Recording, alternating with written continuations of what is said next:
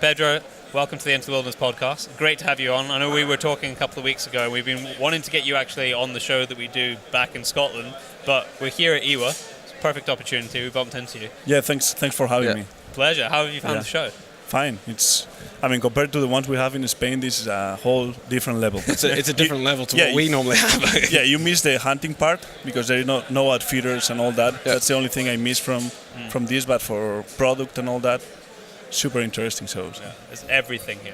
Now, I was going to say, whenever I see you online, you're the only man that I'm convinced hunts 365 days of the year. I think you hunt 366. That's my goal, but actually not. I wish. I hunt. I mean, some of the pictures and the places and stuff you've been have been incredible. Especially, it certainly seems like in the last 12 months, a year and a half, it's just been like, wow. So just tell me your story. How has that come about? Yeah, I'm a mechanical engineer. I used to work in an engineering company and all that, and I ended up early last year in March starting working full time for Kuiu. Yeah. So now it's the dream job. Do all the management and development of the brand in Europe. So that allows me to have a lot of time to get outdoors. So a lot of testing time. Yeah, a lot of testing. That's the hardest part. And a lot of work. People don't see the work and people think that I'm all the time. But you learn to work everywhere. Yeah. So. Tell me about the testing procedure that you guys go through, because I know just from hearing little snippets and reading stuff over the last couple of years, you really test your gear. Yeah, everything that you see that we came out in the market probably has been testing for 2 or 3 years and all that. We only sell consumer direct, so that allows you to all the markups from dealers and middlemen and all that, and that's the main reason we are not here at the IVA. To invest in better materials and do different things that companies cannot do. Yeah. And also, the cool thing about that business model is that allows you to implement the changes as you go. So you don't have to come out with the new products for the IVA show and you cannot modify them until next year. If we see something that we can change, some material that we can improve for a pocket or whatever, it changes directly. Yeah. So you might not necessarily release it as a new model. It's just that. If we see something that we can improve, we improve it. You just change it.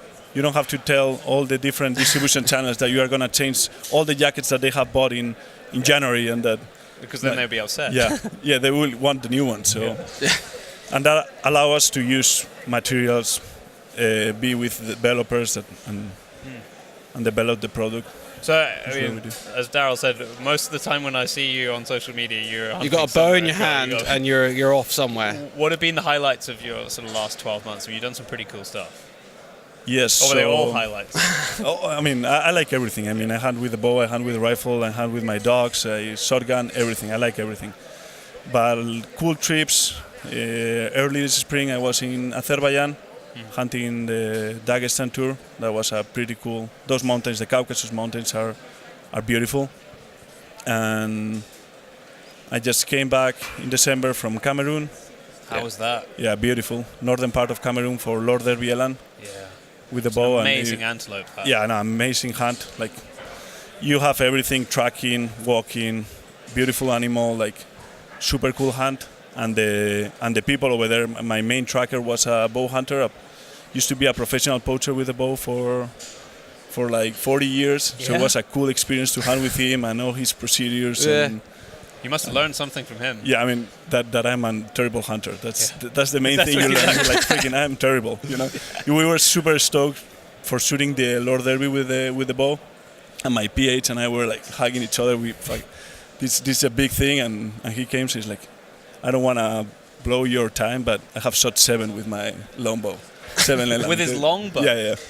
With bows and arrows and all that. It's yeah, I know, but we are white guys, so for us this is a big thing. So when you go away hunting, is it normally longer trips that you do? 2-3 weeks at a time? In Spain we have lots of opportunities. Yeah. So you can hunt in Spain 365 days a year. Yeah. So I hunt a lot. Every weekend I typically go hunting, so that's why probably it seems that I'm always hunting, and typically try to make a couple, 2 or 3 trips outside as much as I can. So. And what's in store? Where are you going next? I suppose is the big question. I'm having a baby in May, so. So now you've got to behave yourself. I'm going to sell all my hunting gear now. No, I'm going in August to the Caucasus again, to the Russian part, for tour, the Cuban tour and Samoa. Oh wow! And then in September for the Yukon Moose. So. Oh, that'll be. Have you ever hunted in the UK? No, Yukon. Okay. But I'm saying, have you ever hunted in the UK? No, not yet. I was at the British shooting show, and I have a bunch of friends over there, and really want to go, especially like Scotland and all that. I haven't looked to European opportunities because we have the same animals in Spain, so I'd rather hunt them with my friends at home and in the areas that we have been seeing that stack for the last 3 years and all that. But I'm looking forward to hunt in Europe and discover Europe, because the stuff you guys do, it's amazing, and the places, and it's real hunting. That's the kind of hunting I like. Mm-hmm. Well, we can give you an extreme of compared to Spain. If you want wet, cold, and miserable, lots of midges eating you alive, we can provide that for you. If you want a contrast, perfect for testing equipment. Exactly. Yeah, that's what it's all about. When you've been up in the mountains, I mean, the mountain ranges that you're describing are as far from anywhere as any mountain range in the world. It's pretty extreme up there. What were the challenges that you found getting there with everything that you were trying to do? You know, you're taking pictures, you're capturing film, you're weight. hunting. The weight is the main problem, and trying to document the hunts, it's terrible. I mean, but I don't know what to say. It's just get fitter so you can carry more weight. And I think that if you like what you're doing, is not there's no problems. I mean, it sucks sometimes because it's tiring and all that. But if you like what you're doing, it's just you have to remind yourself when you're walking up, like places like they're on the background here.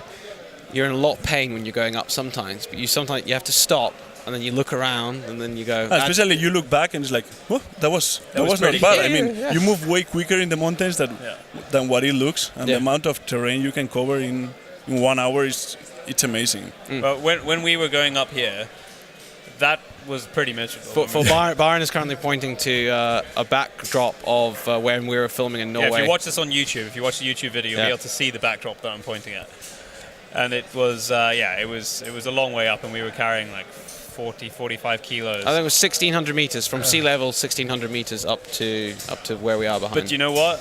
We look back on it now. It's freaking awesome. Yeah, you forget about it, and you come back, and I would probably be stupid enough to do it again tomorrow because I've forgotten the pain now. Yeah, and the main thing is that you're never in good enough shape to hunt the mountains. No matter how much you train, and especially I think like a lot of people don't train with a backpack with load.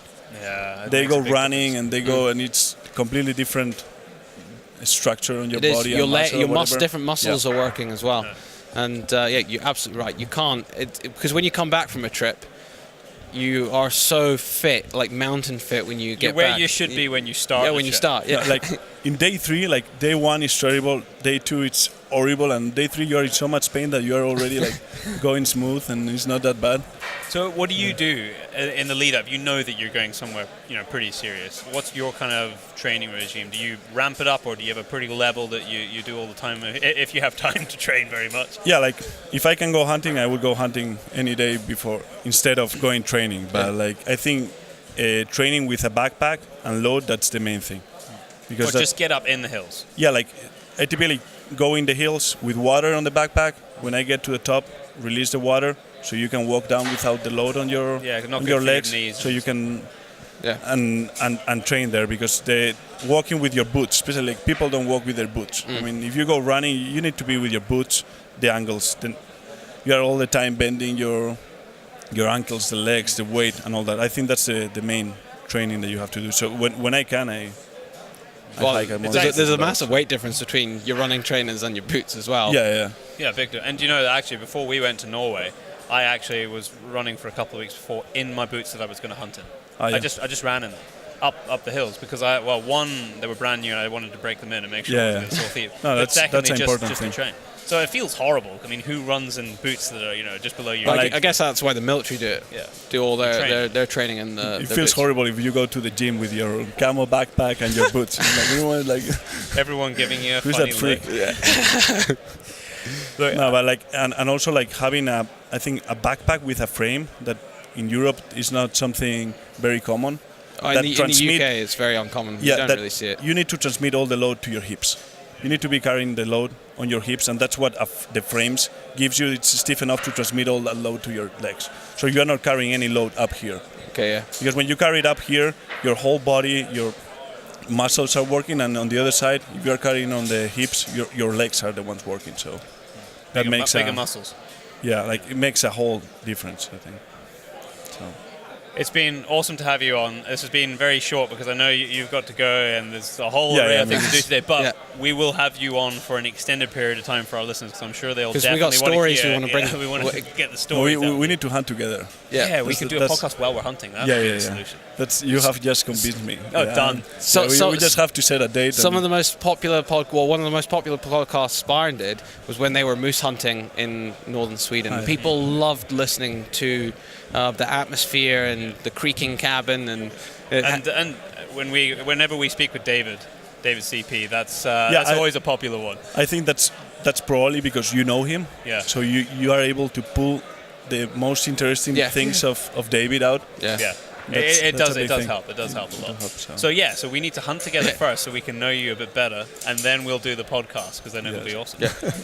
But look, Pedro, thanks a lot. Thank you very much. Thanks very much for coming on. Yeah. Cheers.